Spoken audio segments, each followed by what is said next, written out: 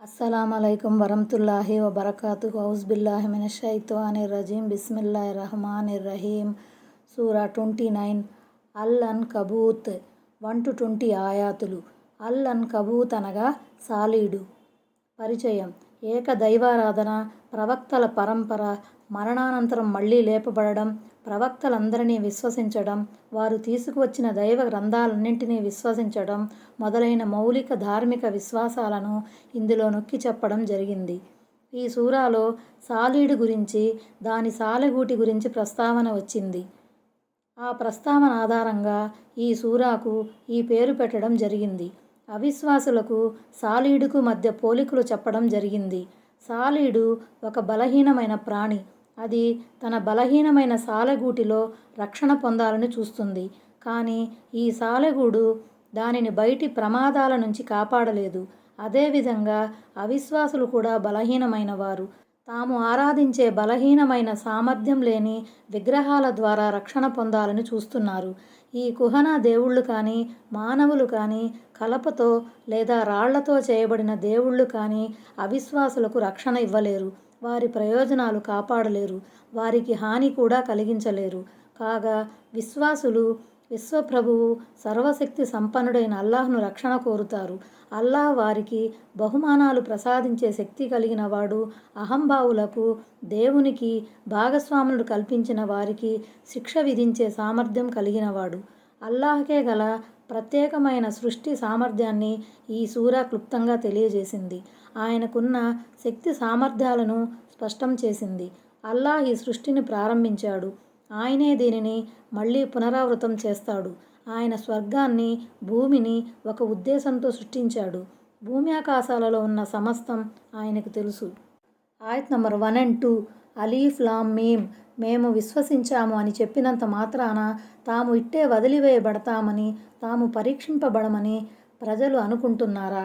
మేము విశ్వసించామని నోటితో చెప్పినంత మాత్రాన తమను పరికించకుండానే వదిలివేయబడడం జరుగుతుందని భావించడం సరైనది కాదు. వారు ధన ప్రాణాల ద్వారా పరీక్షించబడతారు. కష్టాల ద్వారా పరీక్షించబడతారు. ఆకలి బాధ ద్వారా పరీక్షించబడతారు. ఈ పరీక్షల ద్వారా కల్తీ సరుకు ఏదో, మేలిమి సరుకు ఏదో, నిజాయితీ పరులెవరో, నయవంచకులెవరో నిగ్గుతేల్చడం జరుగుతుంది. ఆయత్ నంబర్ 3. వారి పూర్వీకులను కూడా మేము బాగా పరీక్షించాము. ఆయత్ నంబర్ 3. వారి పూర్వీకులను కూడా మేము బాగా పరీక్షించాము. వీరిలో సత్యవంతులెవరో, అసత్యవాదులెవరో నిశ్చయంగా అల్లాహ్ తెలుసుకుంటాడు. ఇది తరతరాలుగా కొనసాగుతూ వస్తున్న దైవ సంప్రదాయం. అందుకే ఆయన గతించిన సమాజాల వారిని పరీక్షించినట్లుగానే ఈ సమాజాన్ని, మొహమ్మద్ అనుసర సమాజాన్ని కూడా పరీక్షిస్తాడు. మక్కాలోని అవిశ్వాసుల వేధింపులు నానాటికి పెరిగిపోతుండటంతో ముస్లింలు దైవ ప్రవక్త సల్లల్లాహు సల్లంకు ఫిర్యాదు చేసుకున్నారు. దైవ సహాయం కోసం ప్రార్థించమని ఆయన్ని సల్లల్లాహు సల్లం విన్నవించుకున్నారు. అప్పుడు ఆయన సల్లల్లాహు సల్లం తన బాధిత సహచరులను ఉద్దేశించి ఇలా అన్నారు: ఈ దౌర్జన్యకాండ విశ్వాసుల చరిత్రలో ఆనవాయితీగా వస్తున్నదే. మీకు పూర్వం గతించిన విశ్వాసులు ఇంతకన్నా దారుణంగా వేధించబడ్డారు. గొయ్యి తవ్వి వారిని ఆ గోతిలో నిలబెట్టి తలపై రంపపు కోత కోస్తే వారి శరీరాలు 2 భాగాలుగా చీలిపోయేవి. అలాగే ఇనుప దువ్వెనలతో వారి శరీరాలను దువ్వగా మాంసం ఊడి వచ్చేది. అయినా సరే ఈ అమానుష కృత్యాలు వారిని వారి సత్యధర్మం నుంచి మరల్చటంలో సఫలీకృతం కాలేకపోయాయి. హజ్రత్ అమ్మార్, ఆయన తల్లిగారైన హజ్రత్ సుమయ్య, తండ్రి హజ్రత్ యాసిర్, హజ్రత్ సుహైబ్, హజ్రత్ బిలాల్, మిక్తాద్ తదితర సహచరులపై తొలికాలంలో జరిగిన వేధింపులకు చరిత్ర పుటలే సాక్షి. ఈ సంఘటన నేపథ్యంలోనే ఈ ఆయతులు అవతరించాయి. అయితే ప్రళయదినం వరకు సాధారణ ముస్లింలందరికీ ఇవి వర్తిస్తాయి. ఆయత్ నంబర్ 4. దుష్కార్యాలకు పాల్పడేవారు మా అదుపు నుండి తప్పించుకొని పోగలమని భావిస్తున్నారా ఏమిటి? ఎటువంటి చెడ్డ తీర్మానాలు చేసుకుంటున్నారు వారు? అంటే మాకు చిక్కకుండా పారిపోగలమని అనుకుంటున్నారా? అంటే అల్లా విషయంలో వారు ఏ దురాలోచనలో ఉన్నారు? చూడబోతే ప్రతిదీ ఆయన అధీనంలో ఉంది. ప్రతి విషయం ఆయన దృష్టిలో ఉంది. మరలాంటప్పుడు వారు ఆయన ఆజ్ఞలను ఉల్లంఘించి ఆయన పట్టు నుంచి ఎలా తప్పించుకోగలుగుతారు? ఆయత్ నంబర్ 5.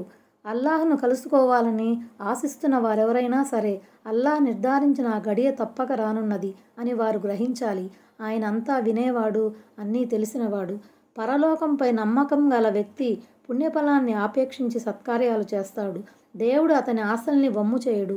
అతని సత్కర్మలకు గాను పూర్తి పుణ్యఫలం అతనికి ప్రసాదిస్తాడు. ఎందుకంటే ప్రళయం రావటం సత్యం. అల్లా న్యాయస్థానంలో విచారణ జరగటం తథ్యం. ఆయన తన దాసుల మాటలను, వారి ప్రార్థనలను వినేవారు. వారి అంతర్బాహ్య ఆచరణలను ఎరిగినవాడు. వారి ఆచరణలను బట్టే ఆయన పుణ్యఫలం వసుగుతాడు. ఆయత్ నంబర్ 6. సాధన చేసే ప్రతి ఒక్కడు తన స్వయం కోసమే సాధన చేస్తున్నాడు. నిశ్చయంగా అల్లాహ్ లోకవాసులు అక్కరలేనివాడు. సత్కార్యం చేసేవాడు దాన్ని తన ఆత్మ కొరకే చేసుకుంటాడు. సూర అల్జాసియా 15 అన్న వచనం లాంటిదే ఇది కూడా. ఎవరి కర్మల్ని వారే అనుభవిస్తారు. దాసులు సత్కర్మలు చేసినా చేయకపోయినా అల్లాహకు కలిగే లాభం కానీ నష్టం కానీ ఏమీ ఉండదు. అల్లాహ్ అక్కరలేనివాడు. లోకవాసులంతా ధర్మ నిష్ఠాపరులుగా మారినంత మాత్రాన ఆయన సార్వభౌమత్వంలో వచ్చే పెరుగుదల ఏమీ ఉండదు. అలాగే లోకవాసులంతా అవిధేయులుగా మారిపోయినా ఆయన సార్వభౌమాధికారంలో తరుగుదల ఏమీ ఏర్పడదు. ఆయత్ నంబర్ 7. ఎవరైతే విశ్వసించి సున్నత్ ప్రకారం మంచి పనులు చేస్తారో వారి నుంచి మేము వారి పాపాలను దూరం చేస్తాము.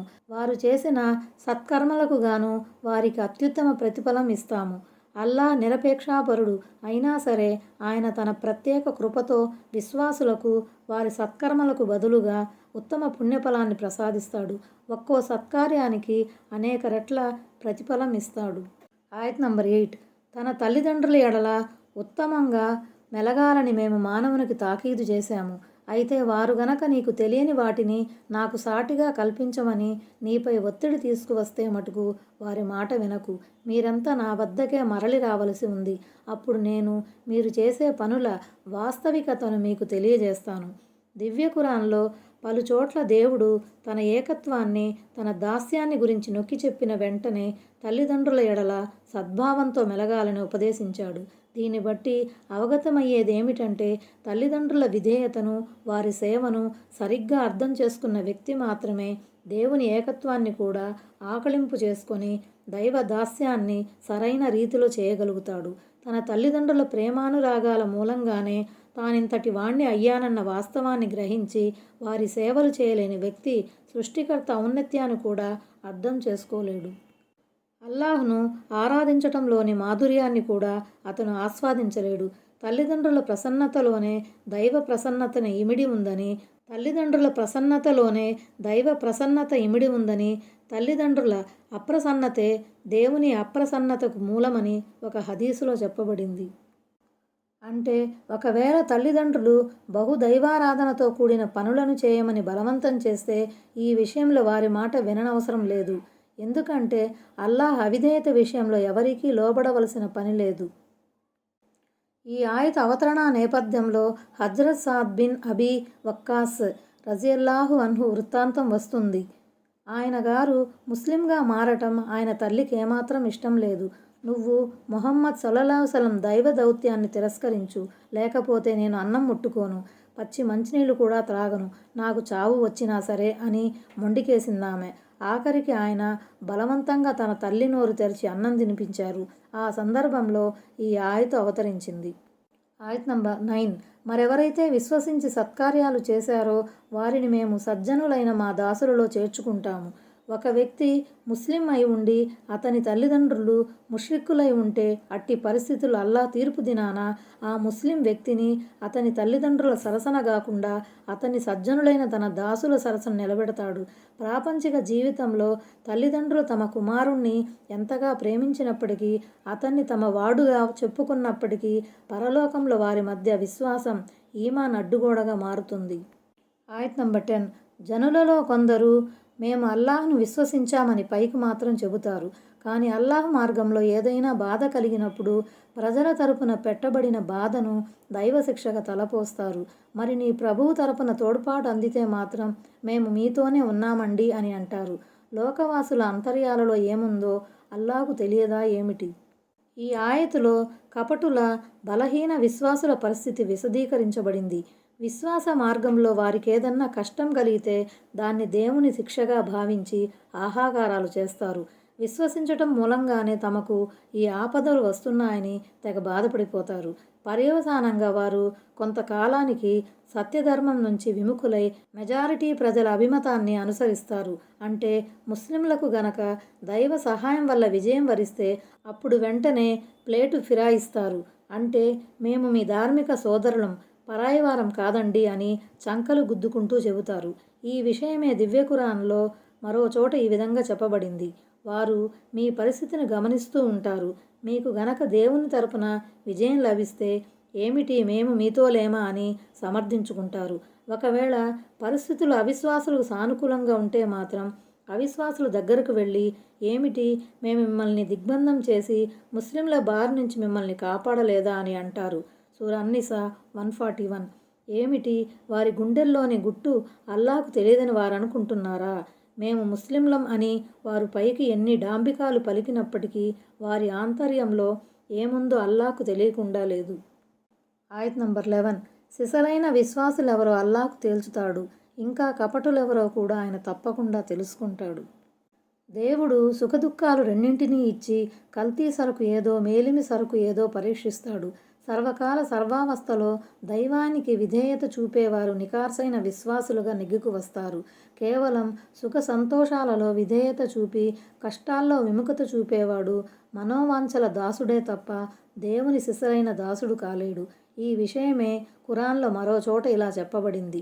మీలో సిసలైన యోధులెవరో, స్థిరచిత్తం గలవారెవరో, మీ స్థితిగతులేమిటో తెలుసుకునే నిమిత్తం మేము మిమ్మల్ని తప్పకుండా పరీక్షిస్తాము.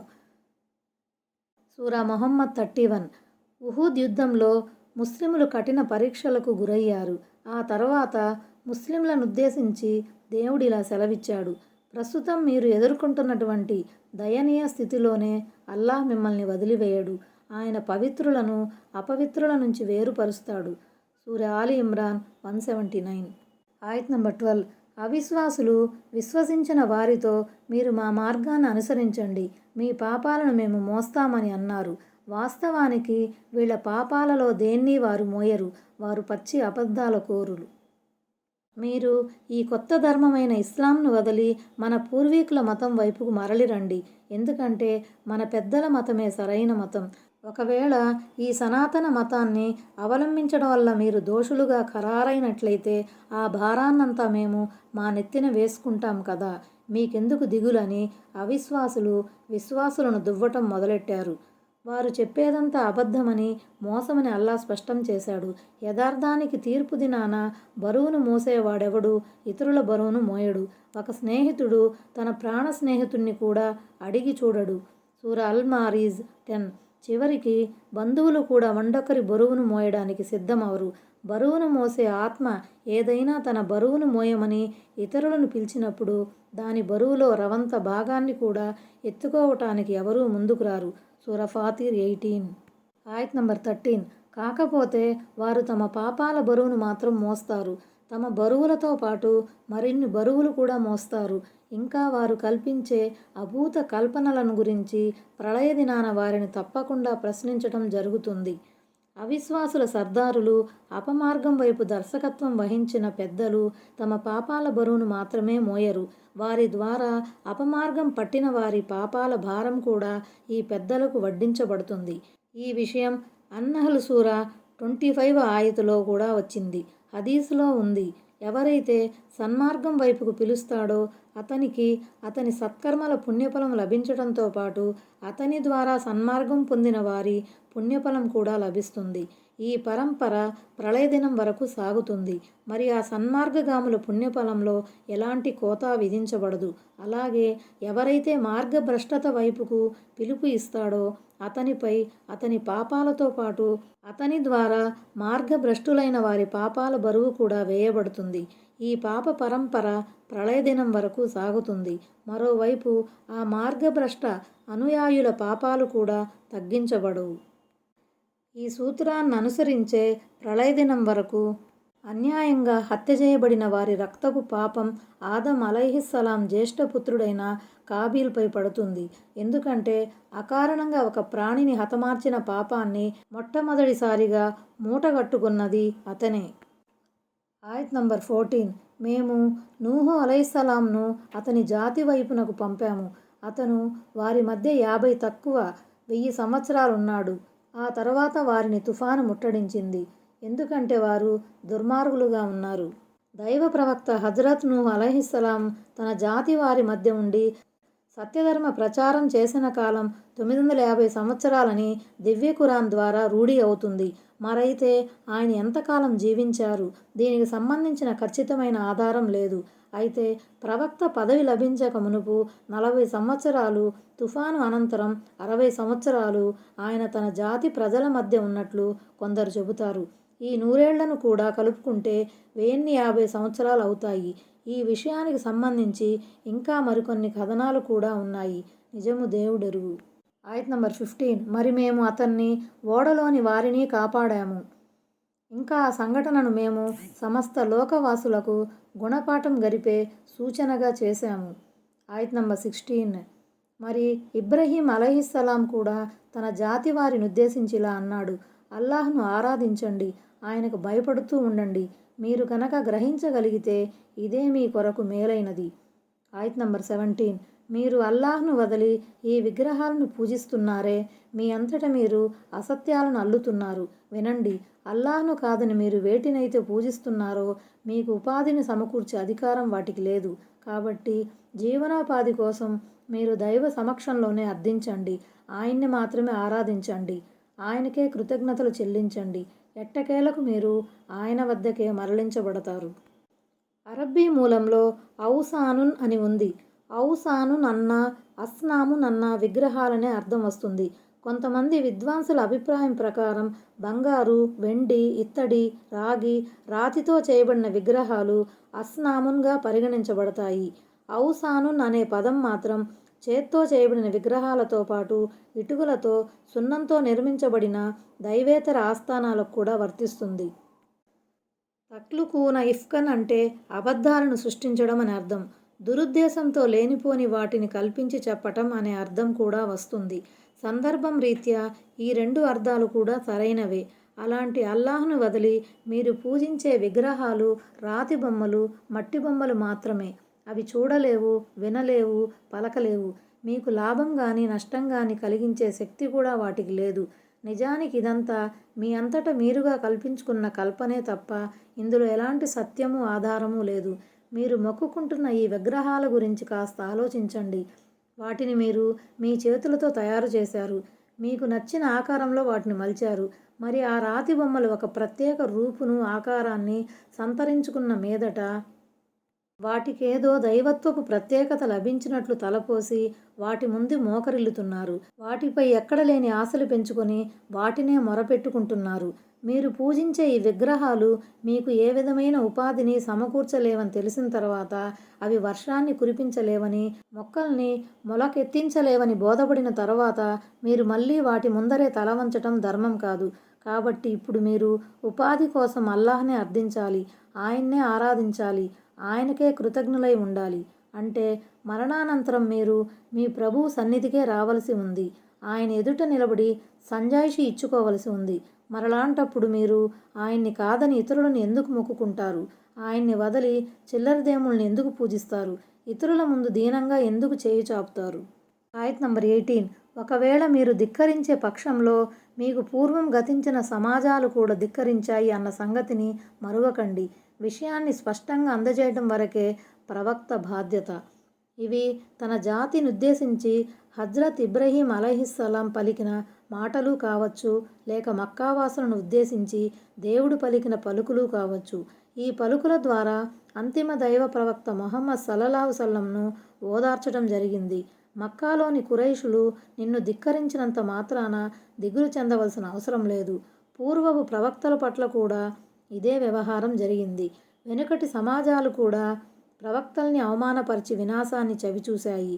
అందువల్ల ఓ ముహమ్మద్ సల్లల్లాహు సల్లం, నువ్వు ఆందోళన చెందకుండా నీ కార్యక్రమాన్ని ముందుకు నడిపిస్తూ ఉండు అన్నది ఈ ఉపదేశంలోని సారాంశం.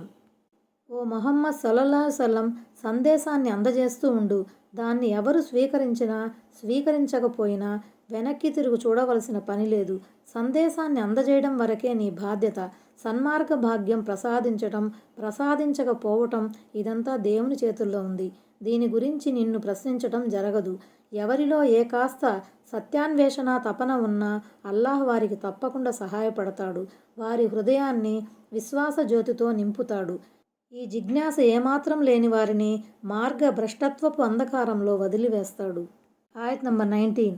అల్లాహ్ ఏ విధంగా సృష్టిని మొదలెడుతున్నాడో వారు చూడటం లేదా? మరి ఆయనే దాన్ని పునరావృతం చేస్తాడు. ఇలా చేయటం అల్లాహ్కు చాలా తేలిక. దేవుని ఏకత్వం, దైవ దౌత్య నిరూపణల తర్వాత ఇక్కడ నుంచి పరలోక నిరూపణ గురించి వక్కాణించడం జరిగింది. మీకంటూ ఒక ఉనికి లేని పరిస్థితిలో మిమ్మల్ని సృష్టించిన వాడు అల్లాహే. మీకు కనే, వినే, మాట్లాడే, ఆలోచించే శక్తినిచ్చాడు. మరి మీరు మరణించి మట్టిలో కలిసిపోయాక ఈ లోకంలో మీ ఆనవాళ్లు కూడా ఉండవు. అయితే అల్లాహ్ మిమ్మల్ని మళ్ళీ బ్రతికిస్తాడని చెప్పబడింది. ఈ పునరుజ్జీవ ప్రక్రియ మీకు ఎంత క్లిష్టంగా అనిపించినా అల్లాహ్కు మాత్రం ఇది చాలా తేలిక. ఆయత్ నంబర్ 20. వారికి చెప్పు, భువిలో సంచరించండి.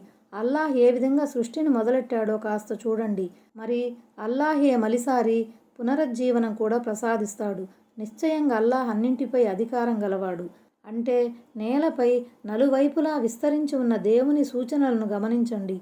ఆయన భూమిని ఎలా పాన్పుగా పరచాడో, పర్వతాలను ఎలా మేకులుగా పాతిపెట్టాడో, నదీనదాలను, కాలువలను ఎలా ప్రవహింపజేస్తున్నాడో, మీకోసం రకరకాల పండ్లు ఫలాదులను ఎలా ఉత్పన్నం చేస్తున్నాడో కాస్త ఆలోచించండి. ఇవన్నీ సృష్టించబడ్డాయని, వీటి వెనుక ఒక సృష్టికర్త, ఒక గొప్ప నిర్మాత ఉన్నాడన్న సంగతి మీకు స్ఫురించడం లేదా? అస్సలాము అలైకుం వరహ్మతుల్లాహి వబరకాతుహు.